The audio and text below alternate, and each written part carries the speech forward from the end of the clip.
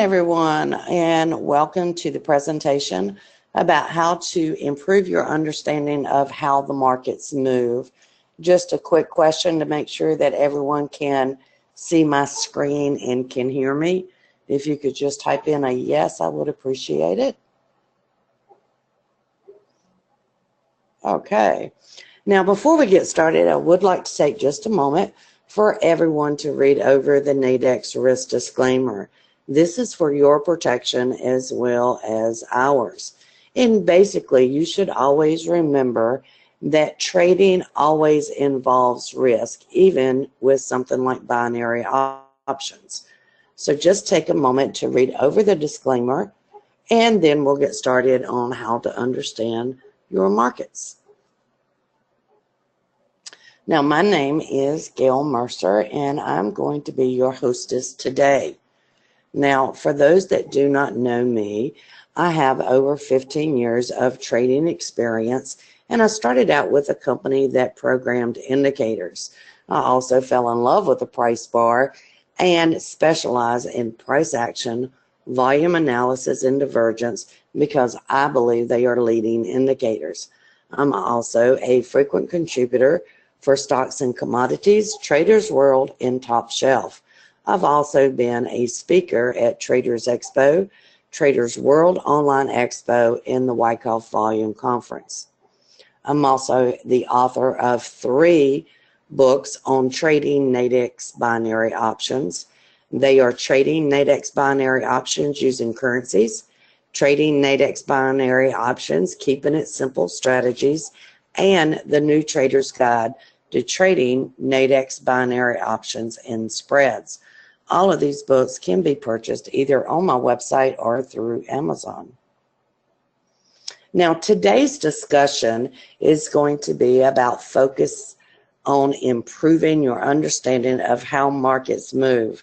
This includes identifying pivot highs, pivot lows, support, resistance, and overbought and oversold levels.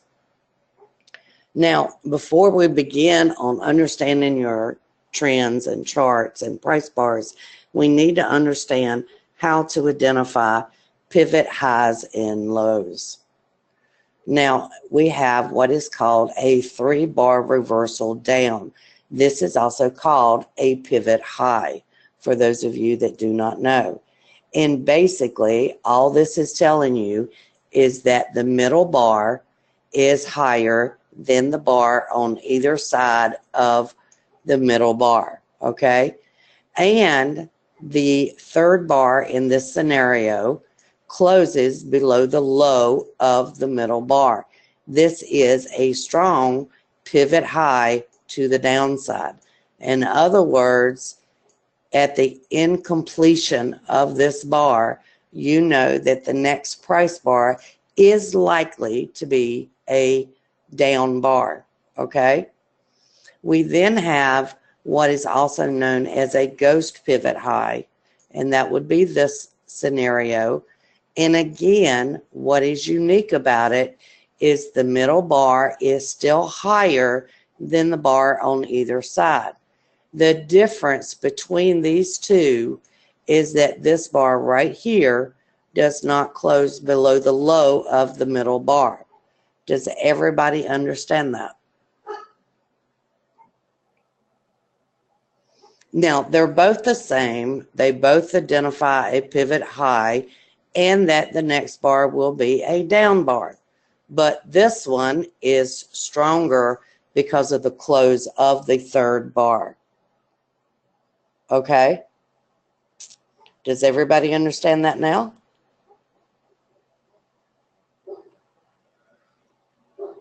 Okay, and the next formation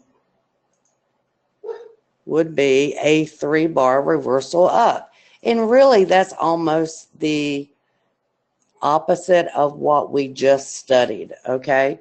In other words, the middle bar makes a low, okay? That middle bar is lower than this bar, and it's lower than this bar on the other side, okay?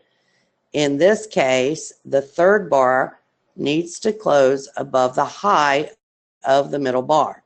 This is considered a pivot low, and it identifies that the next price bar is likely to go up. We then have what is considered a ghost pivot low, and that simply means that the middle bar is still lower than the bar on either side.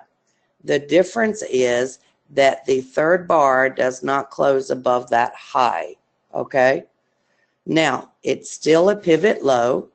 It still indicates that more than likely the next bar will go up. The stronger bar is actually where it closes above the high. You see it here and you see it here.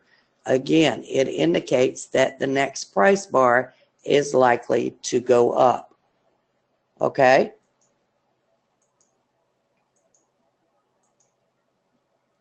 Then we have what's called a two-bar reversal. Okay?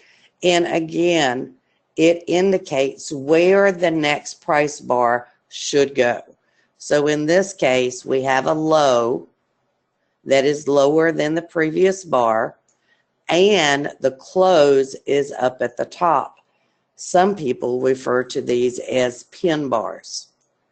Now, the true pin bar would be more like this, where it's very, very large. But again, the concept is exactly the same in that if you understand the candlesticks, anytime you see a green candlestick, it means that the open was down here and the close was up here. And then the very tip is the high and the very bottom is the low. Does everybody understand that? Now, what this is telling you, if you're actually reading the bar, is that the price bar opened, it went down and made a low. When it went down and made that low, buyers started buying the low and they pushed that bar all the way up to close on the high, okay? The significance is that the next price bar is more than likely going to be an up bar, okay?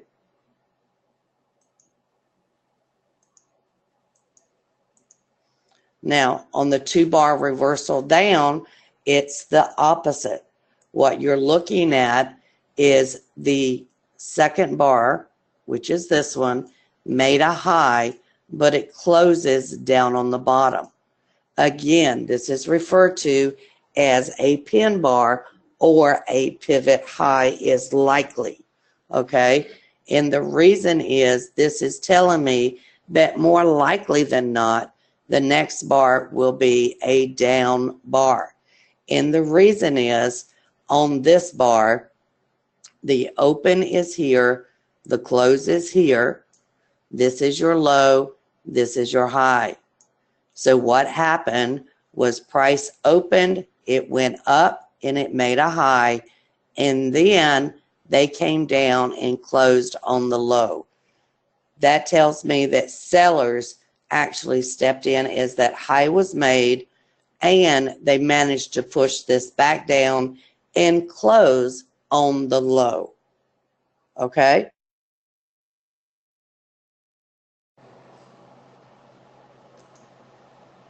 Is everybody understanding so far? And we also have engulfing bars. The engulfing bar simply means that the previous bar, the high and the low, was totally engulfed in the next bar. In this case, because it's red, it is a down bar. More likely than not, the next bar will be down as well, okay? In this example over here, you see that the engulfing bar is to the upside because it is a green candlestick. That means that more than likely the next bar would be an up bar. Again, the engulfing bar, which is the second bar in the series, is totally engulfing both the high and the low of the previous bar. Now, a doji bar is simply a price bar where the open is equal to the close. And sometimes, like in the case of these examples, it's maybe a 1 tick difference. In this case, the open was here and the close was here, and here the open was here and the close was here. Probably a tick difference, which is 1 price movement, okay? The important thing to identify is that this high is higher than the previous bar. On a chart, this will be your highest bar in that series. This would be the lowest bar in that series. Anticipation is on this one that the next bar, more likely than not, will be a down bar. And in this case, more than likely, the next bar will be an up bar. Any questions on price bars before we move to the next area, which is support and resistance?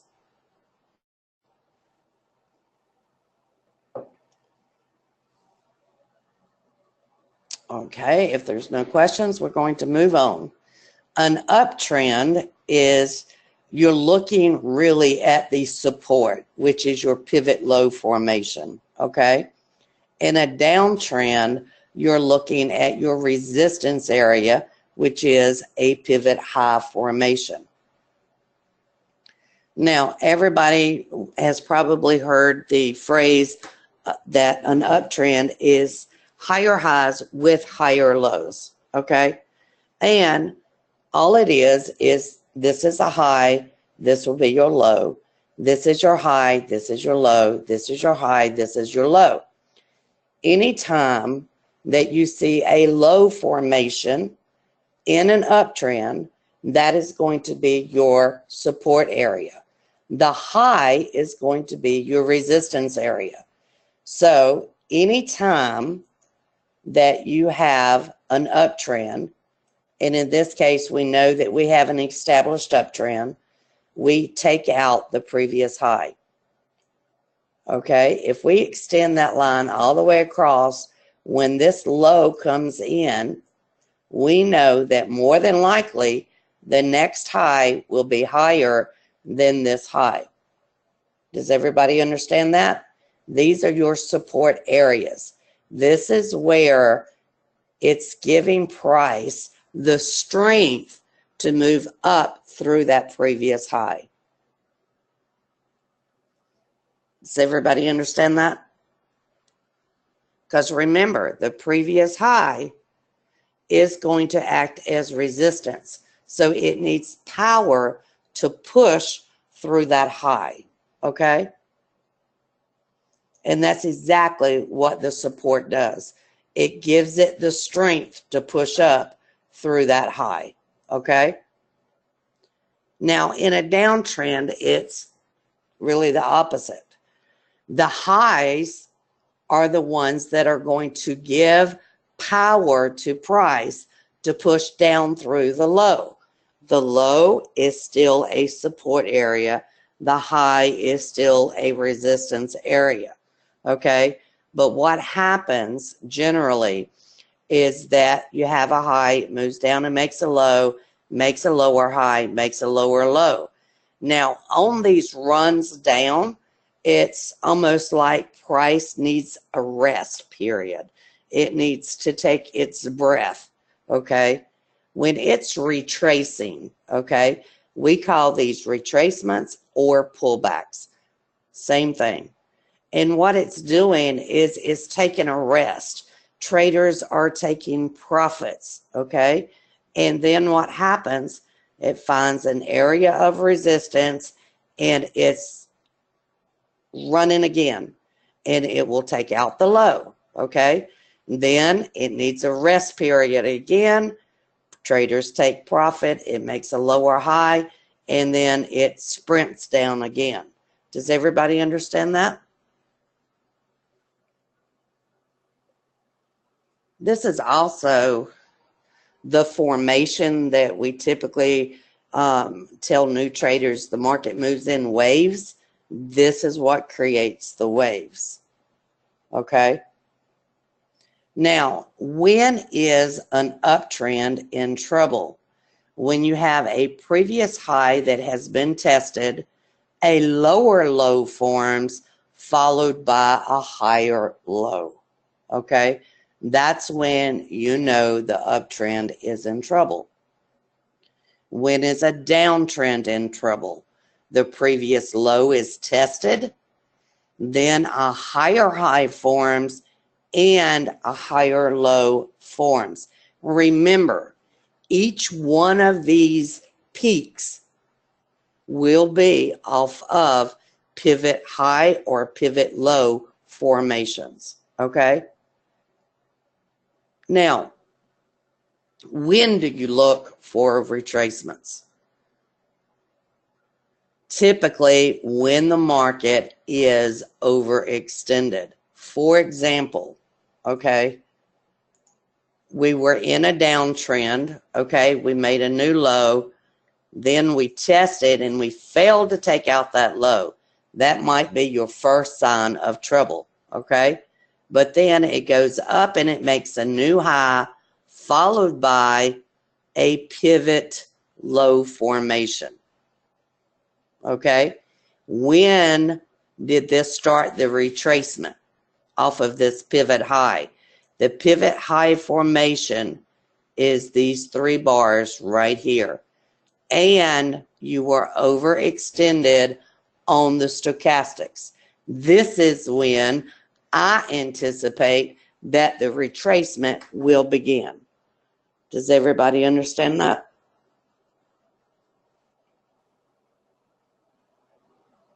And if you have a question, if you do not understand, please ask it. I love answering questions. Okay, so let's go to the next one. Now this is an oversold market, okay? And you can see that we are in a downtrend. When do we expect these retracements? Whenever the stochastics is overextended. This one, the second yellow circle, is the perfect overextension if there is one, okay?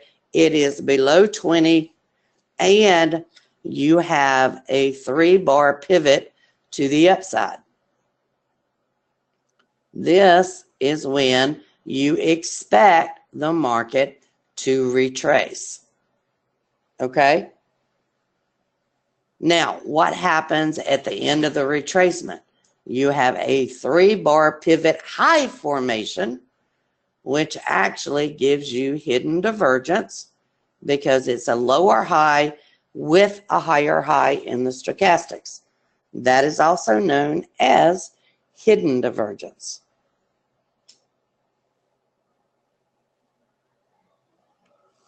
Mine is a custom-made stochastics J, but I'll show you some examples on the Nadex charting platform using just their standard stochastics with standard settings. Jerome, I use a lot of proprietary indicators. They're based on the stochastics, the RSI, and the ATR.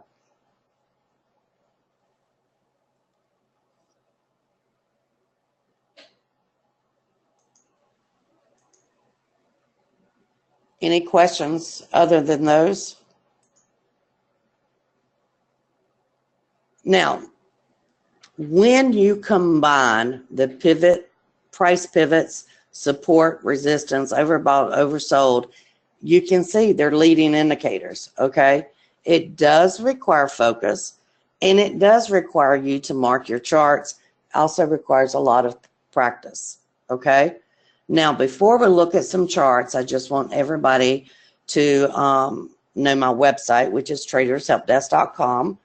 And if you have any questions, you can always email me at gm@tradershelpdesk.com. Now, I want to look at some charts. And this is the Euro British Pound, the US CAD in the British pound dollar, okay? And we're going to apply the same concepts that we've just learned in identifying when this market actually turned, okay? So we're just going to start here and we're going to draw the highs and lows. Okay, so we're in an uptrend. We're in an uptrend.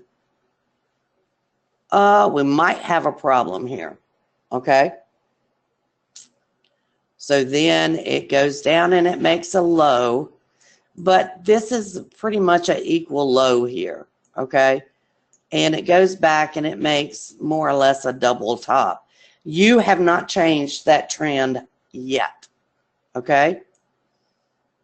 Now you have broke through that previous low and you have a new pivot high that is lower than the previous pivot high. Do you see that? And if you mark this just using the standard stochastics in Nadex, that was hidden divergence. And that is a precursor to this bar right here. This is where the trend changed, and this said more than likely this bar is going to go down.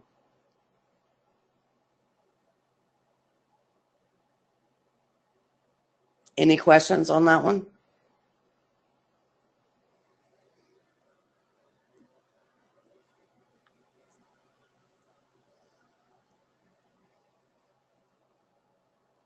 Okay. On the US CAD, you're in a downtrend. Okay. There's your downtrend. Where did the trend turn? Okay. It turned right here. You have made a higher high, and this is your higher low.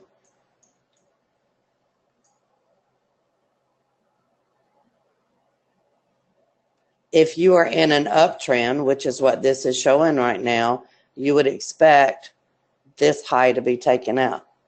That's where it is likely to go. The hidden divergence. Okay. If price is going in one direction and the stochastics is going in the opposite direction, that's called hidden divergence.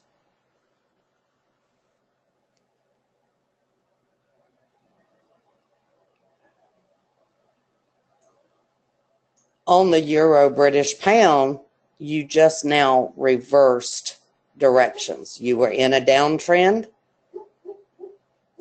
Do you see how your stochastics is showing actual divergence there?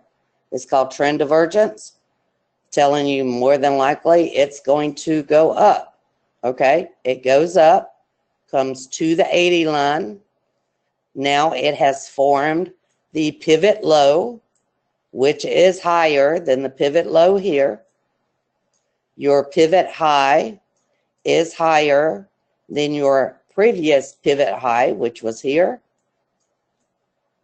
So now it is more than likely going to go up.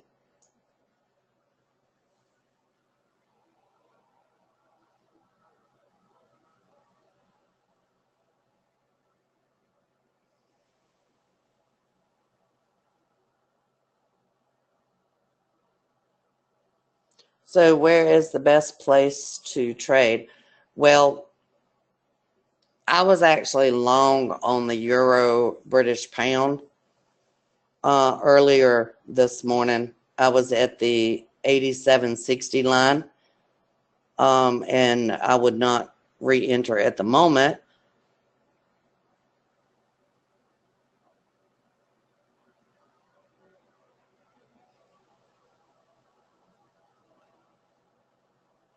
When you enter, my entry points are always coming off of pivot highs or pivot lows. Hi, Gordon. As far as I know, they will send out the recording. What is your lowest point of risk on any trade? It would be the pivot points. That is generally always your lowest point of risk. It does not mean that you will have a winning trade.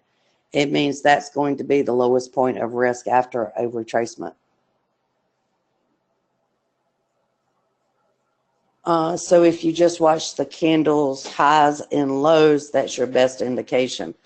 Well, as you can see, I have a stochastic zone here, and I will be very honest. I can watch just candlesticks and trade. It's taken me over 15 years to be able to do that.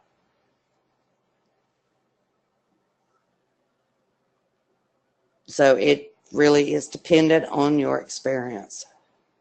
I use a multiple time frame approach. I'm always looking at a 60-minute, well, a 15-minute, 60-minute, and a 240-minute on forex.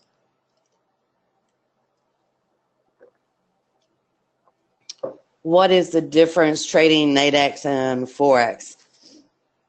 The biggest difference is your risk, Joseph. I know exactly what my risk is when I go into a binary option trade on forex.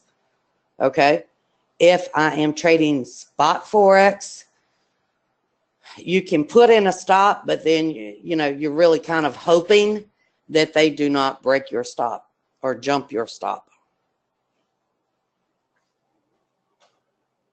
Now, binary options, the maximum payout on a binary option is $100. Okay, but you have to subtract your risk from that, and that is your profit. Okay, it's not a matter of, okay, a pip equals X amount of dollars. And what you're saying on a binary option, for example, on the Canadian, which this one would close in 30 minutes, and this is for demonstration purposes only. I would never take this trade. If you were to go long right now, you would have $19.75 of risk.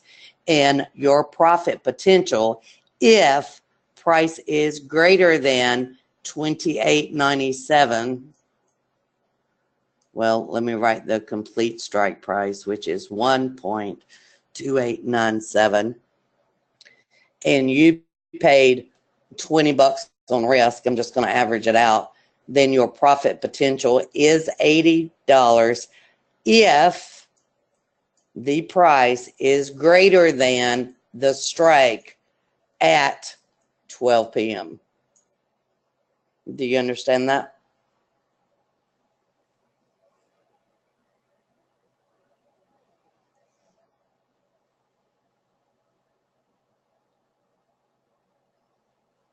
On Nadex or on another platform, Jay? I mean, Jerome. I mean, Nadex has a live feed. If you're using a different charting platform, yes, you would have to have a forex feed for it.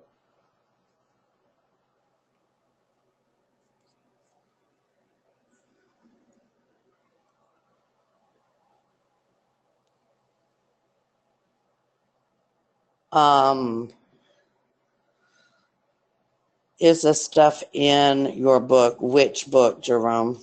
Most of my books do cover the pivot high, pivot low formations. The trading Nadex binary options using currencies covers everything that I've presented here.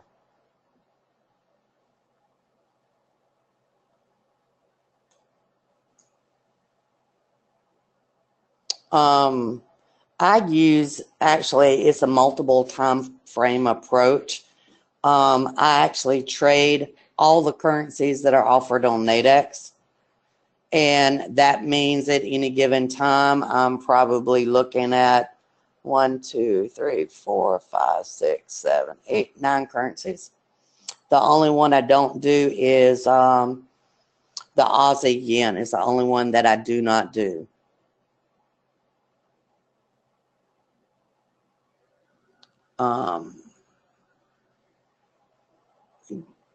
Can you explain to us how you interpret the 2880 candle on the US CAD as a pivot to the upside.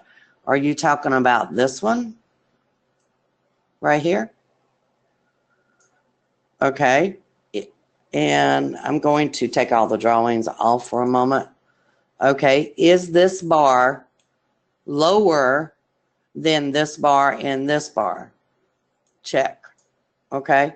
Did this bar have a pin on it? Check.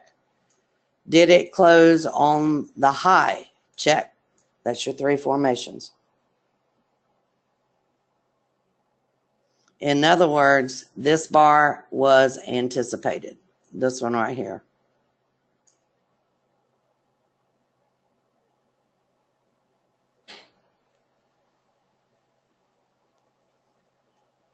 I'm going to show y'all.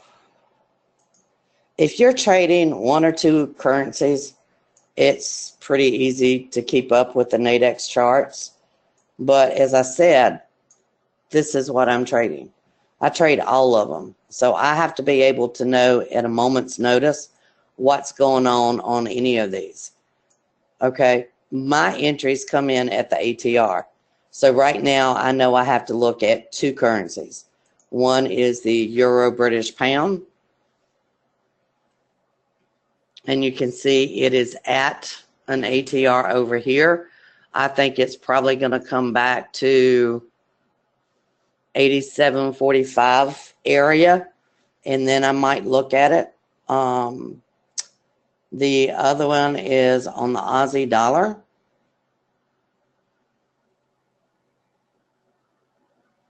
You can see that it was at an ATR here, and now it's close enough here to actually take a trade. What I don't like on this one is I prefer that this be oversold. It's not oversold at the moment. That means I have to wait for the pivot bar formation. Okay? Do you see this line of red dots that come off? The line of blue dots that come off? Those are pivots. I know they're pivots. And they're strong pivots because it has a line of dots. Okay, so if I actually want to say, okay, are we trending up or down? I play connect the dots. Okay, if I connect all of these dots, we're going down. We're going down. When is it in trouble? Right there. That's your trouble area. Now, you might be reversing your direction. Okay, connect the dots. You have now reversed your direction.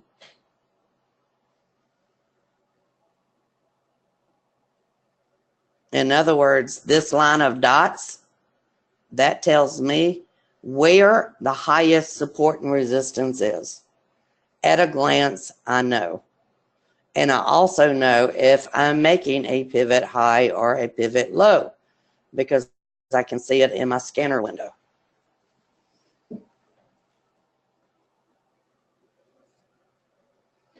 When are the markets overbought or oversold? Again, I have it programmed into the scanner. It tells me, hey, I'm oversold. Okay. If you read the post that I did this morning, I wrote about the Euro British Pound being overextended, the British Pound dollar, and the British Pound yen. Okay. So these are, again, it comes into leading indicators. If you look at this window, which is the RSI that I developed, okay, you can see Euro British Pound overextended. Okay, if I'm trading 9 markets, 3 different time frames, I got to be on top of this stuff, man. This is how I stay on top of it.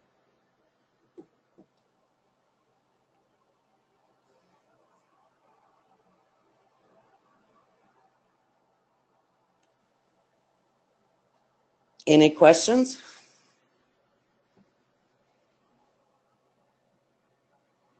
Now, if I'm focused on one market, somebody asked me about the Dow. Okay. Well, I would probably come over here and pull up the Dow.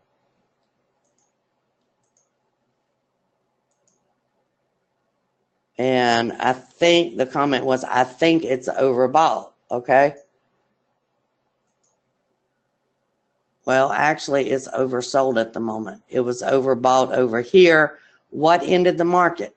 The same pattern that I just told you about, okay? And what happened? It made a high here, made a high here. Both of these are reversal bars, okay? Came back to test it over here after it has already formed a lower low. Connect the dots, okay?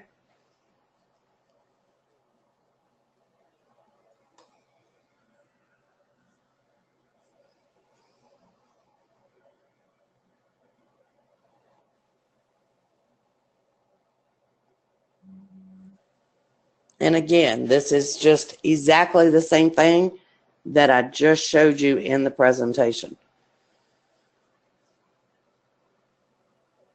This is a pivot high, believe it or not, that third formation.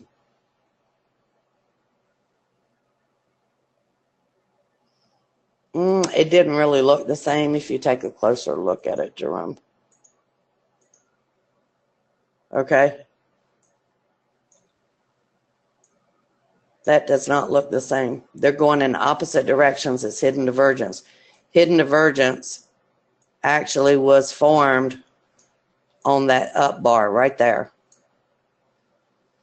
This little bar right here confirmed it, and down she went. But hidden divergence is a momentum move. It's almost instantaneously, typically, okay? Either it works really fast or it doesn't work at all.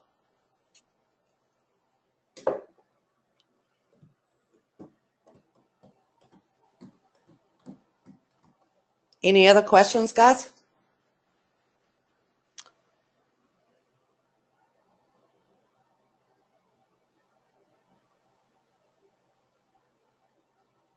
And I did Jerome, I did a presentation on divergence, and you might want to go back and watch it because hidden divergence is a really good setup when you can find it. It does take some practice, though.